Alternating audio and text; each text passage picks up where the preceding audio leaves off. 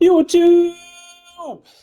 ¿Qué pasa? Welcome back to another video on my channel. And yes, today we're going to be talking about Eldlich. And yeah, what can I say? It is probably my most played game since my most played deck since Master Duel dropped. Yeah, and I remember back in the days when the game got released, almost everyone was using something like Prank Kids, Eldlich, Tri Brigade.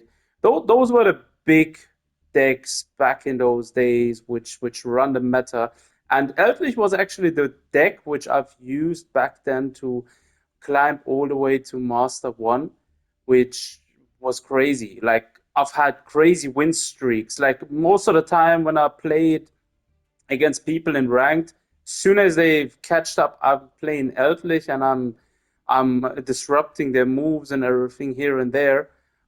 Most of them they just rage quit literally because it is such an annoying deck to play against if you're using not something that can counter it very well. It is very annoying to play against, right? So that's basically the story of that. Now, obviously, in those past 2 years, a lot has happened within Master Duel, and the meta has shifted. New ban lists came out here and there, and that basically means also that Eldlich has fallen down the ranks quite a lot. It is not even in the top, in the top three tiers anymore. However, having said that, since I am personally an Eldlich main player, I also play Snake Eyes and using a very competitive Dark Magician's deck currently.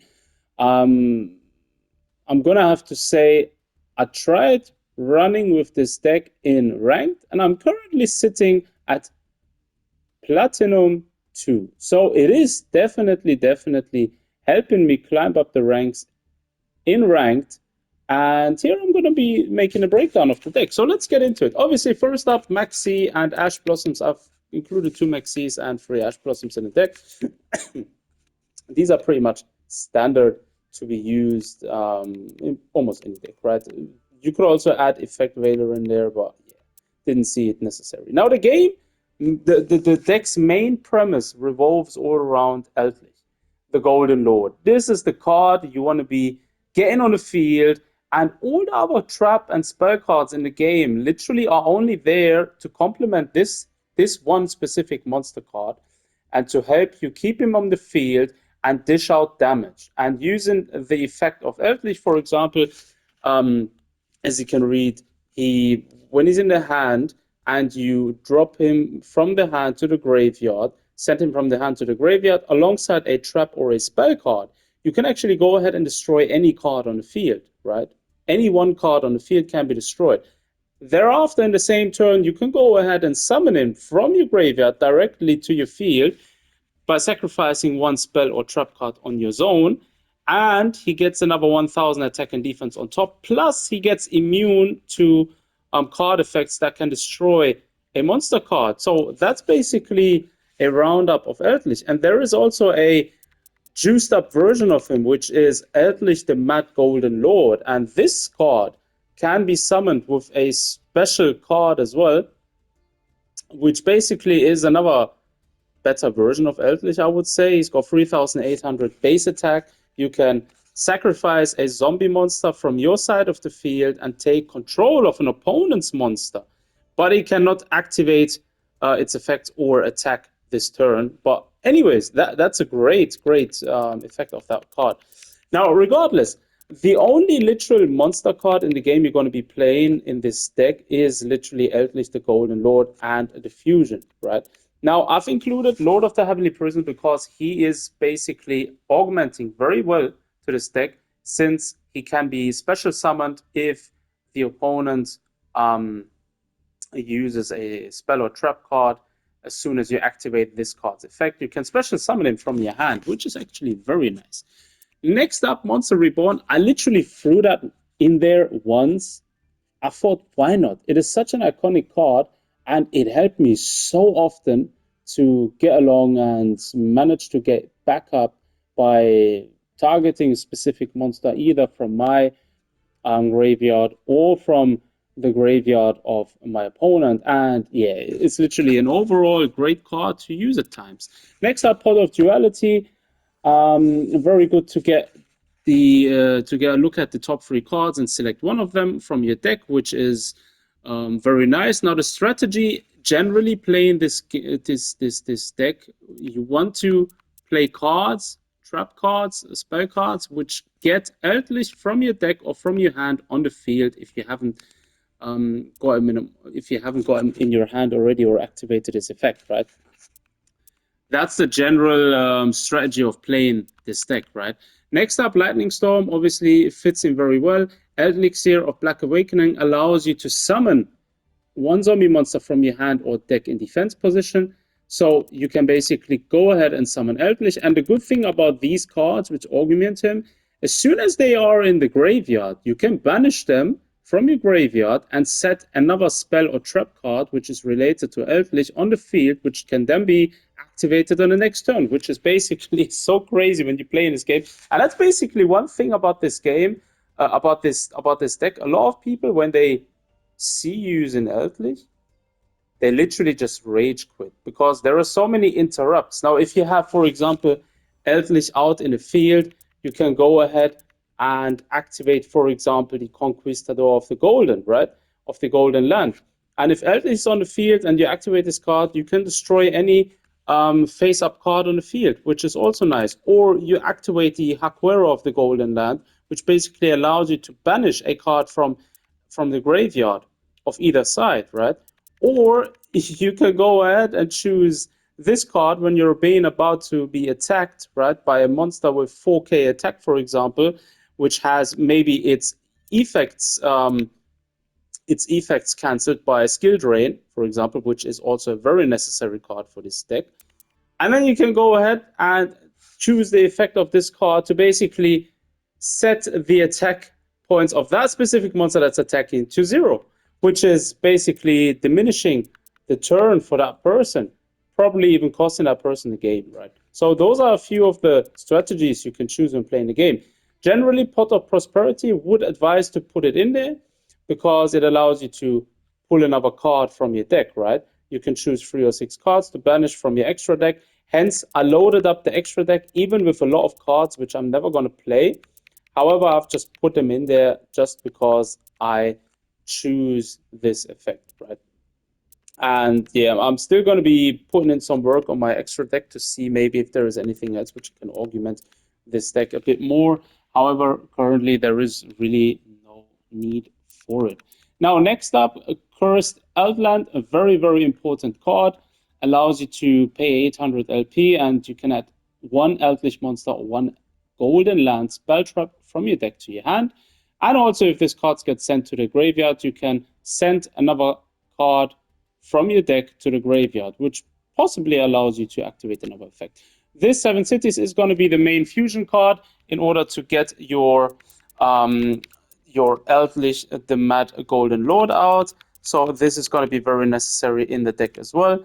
Called by the Grave, very, very OP broken card to just target one monster in your opponent's graveyard, banish it, and this can save you a lot of times. For example, when someone uses something like Ash Blossom, which tries to cancel you out, and you quick play the Called by the Grave, you can actually cancel out Ash Blossom by banishing it immediately and go ahead and still utilize your effect, which is crazy. Next up, another card to get out Eldlich. Put 2 of these in the deck in my case. Obviously, you can go ahead and play around if you want to try this deck to maybe adjust the number of specific cards I'm showing here right now, right? So Torrential Tribute is another one of those general cards which you always want to have in an Eldlich deck because, yeah, it destroys all monsters on the field when it's summoned, right? When a monster is summoned. So having 1 or 2 of those in the deck is definitely a game changer. Next up, Evenly Matched. That's also a very, very good card to have as an augmentation in the deck. It basically allows you at the end of the battle phase, if your opponent controls more cards than you do, you can make your opponent banish cards from their field face down so they control the same number of cards as you do. Now, generally, you're mostly going to be having face down cards on your side of the field when playing Eldlich, right? Maybe one card which is face up, right? So evenly matched is going to be, yeah, causing the same effect for your opponent, which destroys a lot of gameplay tactics. Next up, Infinite Permanence. I've included two of these in a deck. Very, very broken card. Very, very, very, very important to use as well with this deck. So yeah, that's another one. Then, Eldlich of Scarlet Sanguine. You definitely will need three of those in your deck if you're playing 3 times Eldlich. This card basically allows you to summon him from your deck or your graveyard to the field immediately, and you can also activate a special effect when it's in a graveyard. Next up, Eldorado Adelantado. This card basically allows you, because every time you activate specific effects of your Eldlich Golden Trap or spell cards in the graveyard, they will get banished. This card basically allows you to shuffle 3 of those banished cards back into the deck, or yeah, basically with different names into your deck. And if you do destroy all cards on the field, that's one of the good effects. Or you could basically shuffle them back into your deck, and if you do, half your opponent's life points, then you gain life point equal to their life points. That's basically another way of strategizing the use of this card. I advise generally putting 1 or 2 of those in a deck. Then next up, Dogmatica Punishment. It just fits in very well because you can target one face-up monster of your opponent that your opponent controls, send one monster with an equal or higher attack from your extra deck to the graveyard, and if you do, destroy that monster until the end of the next turn. After this card resolves, you cannot special summon monsters from the extra deck. Now, this card plays in very well with something like Ice Dragon's Prison, right? That's basically one thing. Or with something like Monster Reborn, because say for example you're playing that card and then after that you're sending someone like Neo Galaxy Eye Cypher Dragon to the graveyard. You can go ahead and summon him without having to choose any requirements just by using Monster Reborn. So that's basically one thing which can be done, which is a strategy using Dogmatica Punishment. Ice Dragon's Prison, similar to many other graveyard control cards, you can basically special summon one monster from your opponent's graveyard to your side of the field. Solemn Judgment, very important card. I advise having 1 or 2 of those in this deck. Very, very broken card. You can basically pay half your life points to negate the summon or activation of any card effect. And if you do that, that card gets destroyed. So this is also like a game changer when it comes to breaking up strategies of opponent decks. Next up, we're going to go through Solemn Strike. I've included 3 of those in the deck, which basically allows you to cancel out the special summoning or activation of a monster effect by just paying 1,500 life points, and also destroys that card. Next up, Golden Land Forever.